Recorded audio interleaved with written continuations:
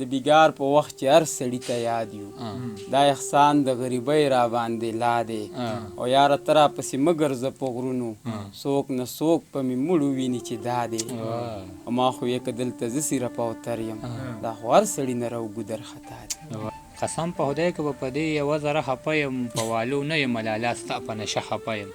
ډېر د کلي خلک مې د تش کور تماشې له راځي سیلۍ دې ورکه شي په خپله دروازه خفه یم. د کلي خلک مې د تش کور تماشې له راځي سیلۍ دې ورکه شي په خپله دروازه خفه یم. زما د ډېرو ارمانونو بې وادې قاتلې ستا په ډولۍ نه یم په خپله جنازه خفه یم. ډېر نور د دې جنګ د اوږدېدو بانې له څه پاتې دي نور د دې جنګ د اوږدېدو بانې له څه پاتې دي خو دغه موټی پښتونخوا او پښتانه پاتې دي او دا د غفلت په خوب وده خواره واره پښتانه څه مې راویښ کړل خو لا څه رانه اوده پاتې دي او سی به حساب به کوو خو وخت احتساب چې راشي سی به حساب به کوو خو وخت احتساب چې راشي ډېرې خبرې مې لا تا ته په خوږ زړه پاتې دي. په دې خفه نه یم چې چا مې په سر لاس کې نه خو خفه په دې یم چې تا مې په سر لاس کې نه خو. ډېر ښکلې ډېر او مېرنې مور را باندې تل د کور کارونه کړي بیبي مې نه وه نو بابا مې په سر لاس کې نه خو. خلکو ویل دا سړی مکر کوي جوبل نه دی خلکو ویل دا سړی مکر کوي جوبل نه دی چې دا مې واورېدل نو بیا مې په سر لاس کې نه خو. د ناکردو دې رانه اوس خلک ګیلې نه کوي عجیب سړی وم هېڅ چا مې په سر لاس کې نه خو. هر سړی غلام د ګریوانه نیسي او دلته څوک باچا ته ګوته نه نیسي او غلا به تل د سترګو خاوندان کوي او لاس ګزارېدو له وخت ړانده نیسي. عجیبه خوب وینم چې ما سره ماران وده دي خو چې راویښ شوم نو خوا کې مې یاران وده دي. عجیبه خوب وینم چې ما سره ماران وده دي خو چې راویښ شوم نو خوا کې مې یاران وده دي. د دې ټوپکو سوداګرو ته لږ سوال وکړی چې ډزې دې نه کوي زانګو کې ماشومان وده دي. د دې ټوپکو سوداګرو ته لږ سوال وکړی چې ډزې دې نه کوي زانګو کې ماشومان وده دي. خدای یې راویښې کړې خو ما ورته چې سترګې مه کړې خدای یې راویښې کړې خو ما ورته چې سترګې مه کړې زما د قام بچي د امن په ارمان وده دي. سپکه خبره ده په خوله باندې مې نه راځي خو پیغلې به ولې څوکۍ نه کوي ځوانان وده دي. باران وریږي له جونګړې نه مو ونه شړي زما بچیه چغې مه وخه خانان وده دي.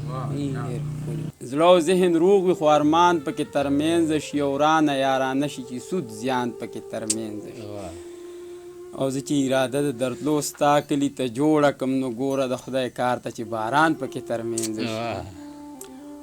مننه چې زه چې اراده د درتلو ستا کلي ته جوړه کړم نو ګوره د خدای کار ته چې باران پکې ترمنځ شي او جنګ به د خانانو وي خو یو بل پکې نه وجني او مري هغه کمبخته دیکانان پکې ترمنځ شي او اور به ستا د شونډو نه پخوا یي نغستې او خدا شکر وباسه چې پیزوان پکې ترمنځ شي.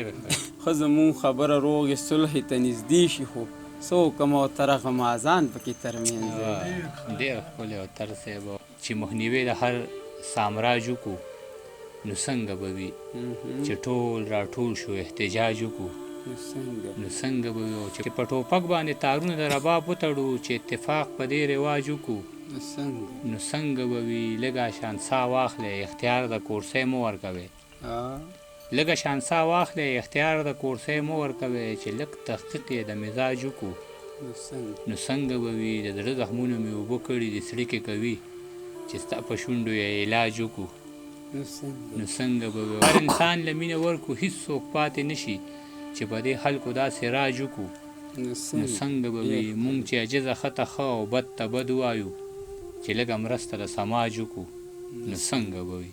دا چا وی چې د رنګ جوسي او ذات نه پیژنده شي سړی خو د خوی خصلت او د خیالات نه پیژنده شي او په کومو محفلونو کې چې ناسته پاسته کړینو په کومو محفلونو کې چې ناسته پاسته کړینو د هغو د تاثر او تعلقات نه پیژنده شي او ګریوان سیري کول د لیونتوب څه نښه نه ده د اصله لیوني د خپل صفات نه پیژنده شي او په تشو ناز نخرو د چا کردار نه معلومیږي د ژوند د هلو ځلو د اوقات نه پیژنده شي او د ډیرو شاعرانو شاعري که نوره وي خو ها. او ته رستا غزل پکې د سوات نه پیژندي. روجن سړي په یاد د پابندي ولګي، په زنده‌آباد او مردآباد د پابندي ولګي، چې بې ګناه د خلکو وینې تویوي په پیسو، د دې وطن په هر جلاد د پابندي ولګي. زما د ژبې صحافیانو ته روزګار جوړ کړی، د مظلومانو په فریاد د پابندي ولګي. په یو کېدو یې خلک خفه وي بیا چاودنې کوي، د پښتنو په اتحاد د پابندي ولګي.